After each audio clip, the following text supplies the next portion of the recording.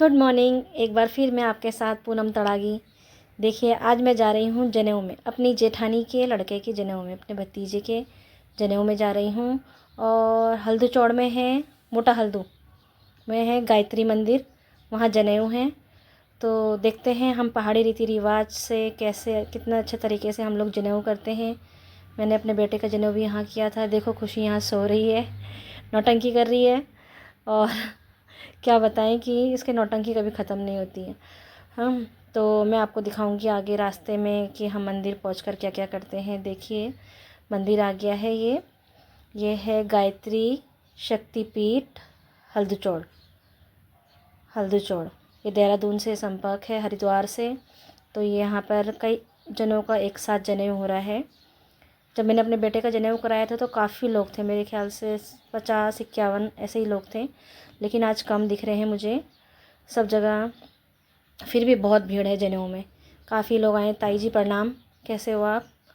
हाँ, तो काफ़ी भीड़ हो रही है, सब बिज़ी हैं, जा रहे हैं। देखिए, दोनों बच्चे हमारे जनेऊ पे बैठे हैं, और ये और भी लोग बैठे हैं जनेऊ पे।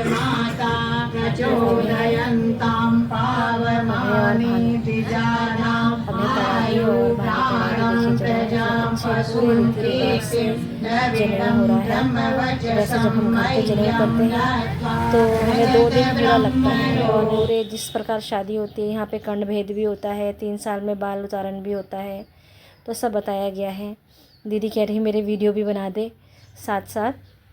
तो मैंने कहा कि अच्छा, मैं भी बनाती हूँ, लेकिन थोड़ा सा वीडियो मैं बना लेती हूँ कि मैं लोगों को दिखा सकूँ कि उत्तराखंड का कल्चर और हमारे जनेऊ का संस्कार कैसे किया जाता है।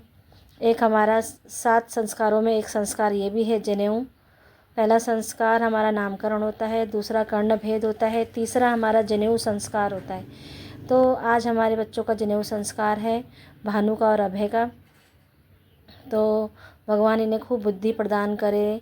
इनका दूसरा जन्म होता है बच्चों का। कहते हैं कि बच्चों को आज के बाद अपनी करनी खुद करनी पड़ती है, सब कुछ उनको एक दायित्व दिया जाता है। अब तक माँ बाप सिखाते हैं उनको कि क्या करना है, क्या नहीं करना, कितना अच्छा बुरे की पहचान। अब बच्चे अपने आप सीखते हैं और गायत्री मंत्र का पाठ करते हैं। देखिए, हम साथ में आए हैं सब लोग। ये मेरी देवरानी, सास और मेरी जेठानी की नंद भी है, और हम सब लोग गए हैं। अब इनका जनेऊ हो रहा है। हमारे यहाँ जनेऊ बहुत महत्वपूर्ण है, इसके बिना हमारे यहाँ शादी भी नहीं होती है। ठाकुरों में कहा जाता है पंडित और ठाकुर लोग ही ज़्यादा जनेऊ पहनते हैं। तो पहना हर जगह जाता है। कहा गया है दक्षिण भारत में औरतें भी अपना जनेऊ संस्कार करती हैं। आज ही पता चला मुझे कि दक्षिण भारत में भी औरतें जनेऊ पहनती हैं। तो हमारे यहाँ उत्तराखंड में तो सिर्फ आदमी ही जनेऊ पहनते हैं, और ये भी एक संस्कार की तरह बनाया जाता है। और भिक्षा मांगते हैं बच्चे, जैसे गुरुकुल में इनकी मम्मी हैं दीपा तड़ागी। तो जिस प्रकार बच्चे गुरुकुल में पहले रहते थे, और श्री कृष्ण भगवान जी भी गुरुकुल में रह के पढ़ाई करी, दीक्षा ली। अब तक जो बच्चों ने पढ़ाई लिखाई करी, उसके बाद गुरु दक्षिण भीख मांग कर दीक्षा लिया जाता है। तो हम माँ बाप ही उनको भिक्षा देते हैं, कुछ देते हैं, चावल, पैसे वगैरह, और उन्हें आशीर्वाद देते हैं कि अपने गुरु के लिए लेके जाएं। तो बच्चे इस प्रकार सिखाया जाता है उनको कि भगवान के ज़माने से ये चलता हुआ आ रहा है, तो वही रीति रिवाज हमें भी निभाना है। जब भगवान ने इस धरती में आके ऐसे कर्म करे हैं, तो वही कर्म हमें भी करने हैं। कि माना कलयुग आ गया है, लेकिन कलयुग आ रहा है, लेकिन फिर भी हमें अपने संस्कार बच्चों को आगे थोड़ा बहुत सिखाएंगे तो आगे चलकर ये बच्चे भी कुछ सीखेंगे। कुछ नहीं तो कुछ तो सीखा जाएगा कि गायत्री हमारे यहाँ कैसे कैसे बनाई जाती है, गायत्री मंत्र कैसे पढ़ा जाता है, और क्या क्या संस्कार होते हैं, क्या क्या रीति रिवाज होते हैं हमारे यहाँ। तो उत्तराखंड के रीति रिवाज देखिए, हमारे यहाँ का पिछोड़ा इतना सुंदर लगता है कि बिना पिछोड़े के हमारे यहाँ कोई त्यौहार नहीं होता है। कोई मंदिर जाएंगे तो हम पिछोड़ा लेके जाएंगे, कोई त्यौहार मनाएंगे तो हम पिछोड़े के बिना नहीं बनाते हैं। और यहाँ भंडारा भी बहुत खा पी कर पूजा पाठ करने के बाद यहाँ जितने लोग आते हैं उनके लिए फ्री खाना होता है।